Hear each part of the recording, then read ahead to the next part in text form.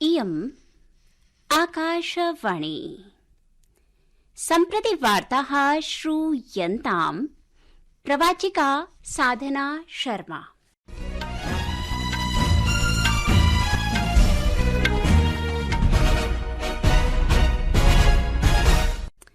राष्ट्रपतिः द्रौपदी मुर्मुः अवदत् यत् भारतं विश्वस्मिन् लोकतन्त्रस्य जीवितम् उदाहरणं जातम्। शीघ्रमेव अर्थव्यवस्थायाः तृतीयः बृहत्तमः देशः भाव्यमानः अस्ति। विदेशमन्त्री डॉक्टर एस जयशंकरः अद्य आरभ्य मालदीवस्य 3 दिवसीय आधिकारिक यात्रायां भविष्यति। सः अवदत् यत् अद्यावधि भारतीयानां नागरिकाणाम् 91 प्रसंगाः सन्ति। सर्वोच्च न्यायालयेन अद्य दिल्ल्याः पूर्व उपमुख्यमन्त्रिणे मनीष सिसोदिया इत्यस्मै दिल्ली उत्पाद शुल्क नीति सम्बद्ध प्रकरणे तं विरुद्धं ख्यापितं निरस्तीकृत्य मुक्तिः प्रदत्ता।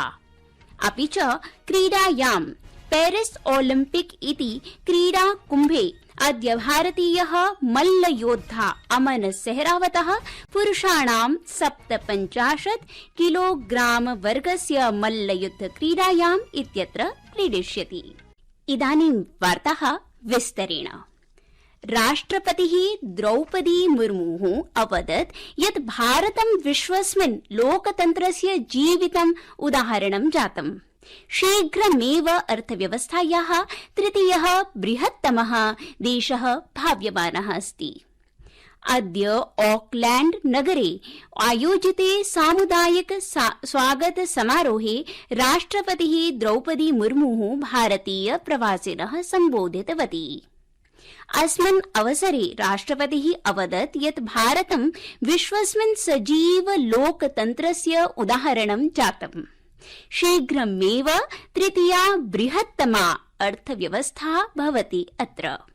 स्वागत समारोहे भारत सर्वकारस्य राज्यमन्त्री जॉर्ज कुरियनः, लोकसभा सांसदः जुगल किशोर शर्मा, सौमित्र खानः, उच्चायुक्ता नीता भूषणः, बहवः भारतीयाः प्रवासिनश्च उपस्थिताः आसन्। अस्मिन् अवसरे द्रौपदी मुर्मुः प्रवासिनः भारतीयान् स्वीय सम्बोधने उक्तवती यत् न्यूजीलैंड देशस्य समीपे भारतस्य विकास दिशि विशेषतया शिक्षायाः क्षेत्रे योगदानस्य विशेषज्ञताः अनुभवाश्च वर्तन्ते। सा अस्मिन् विषये हर्षं प्रकटितवती यत् न्यूजीलैंड देशे वसन्तः भारतीयाः दीपावली, ओणम्, होली, पोंगल पर्वाणि सहर्षं सोल्लासं च आमानयन्ति। विदेश मन्त्री डॉक्टर एस जयशंकरः अद्य अवदत् यत् अद्यावधि भारतीयानां नागरिकाणां 91 प्रसंगाः सन्ति ये रूस सेनायां नियुक्ताः सन्ति। लोकसभायां प्रश्नोत्तरकाले पूरकानां प्रश्नानाम् उत्तरं दत्त्वा डॉक्टर जयशंकरः प्रोक्तवान् यत् तेषु 8 जनाः दुर्भाग्यरूपेण मृताः। 14 जनेभ्यश्च अवकाशः प्रदत्तः। भारतम् एतत् विषयम् अतीव गम्भीरतया चिन्तयति यत् विदेशमन्त्री अवधानं दत्तवान्।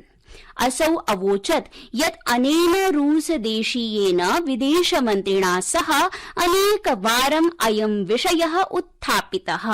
डॉक्टर जयशंकरः अवदत् यत् समस्या एषा अस्ति यत् एते भारतीयाः नागरिकाः रूससेनायाः सेवायाम् अनुबन्धनं स्वीकृतवन्तः इति रूसदेशीयाः अधिकारिणः मन्यन्ते। कर्तृकार्यस्य विषये मन्त्री सूचितवान् यत् सीबीआई केन्द्रीय अन्वेषण प्रभागः इत्यनेन 19 जनानां संस्थानां च विरुद्धम् आपराधिक प्रकरणं पञ्जीकृतम् अस्ति।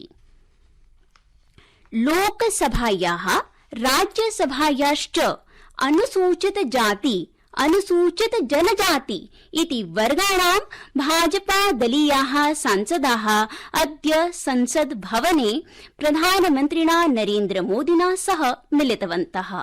अनुसूचित जाति अनुसूचित जनजाति इत्येतयोः कृते नवोन्नत वर्ग विषयं सर्वोच्च न्यायालयस्य निरीक्षणस्य विषये सांसदाः संयुक्तरूपेण स्मारकं प्रेषितवन्तः।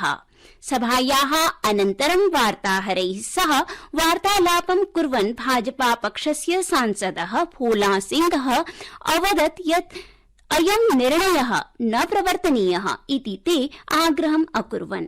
सः अवदत् यत् प्रधानमन्त्री तान् आश्वासितवान् यत् एतत् केवलं सर्वोच्च न्यायालयस्य निरीक्षणम् एव अस्ति। सर्वोच्च न्यायालयेन अद्य दिल्ल्याः पूर्व उपमुख्यमन्त्रिणे मनीष सिसोदिया इत्यस्मै दिल्ली उत्पाद शुल्क नीति सम्बद्ध प्रकरणे तं विरुद्धं ख्यापितं निरस्तीकृत्य मुक्तिः प्रदत्ता। न्यायाधीशयोः बी.आर. गवई के.वी. विश्वनाथन इत्यनयोः एकेन पीठेन केन्द्रीयान्वेषण विभाग प्रवर्तन निदेशालययोः ख्यापित प्रसंगेषु सिसोदिया द्वारा याचित याचिकायै अनुमतिः प्रदत्ता। संस्कृत वार्तायाः संस्करणम् इदानीम् आकाशवाणीतः प्रसार्यते। समम् एव अयं कार्यक्रमः आकाशवाण्याः अन्तर्जालपटले www.newsonair.gov.in इत्यत्र अथ न्यूज ऑन एआईआर चलदूरभाषीय तन्त्रांशे अपि उपलब्धो भविष्यति।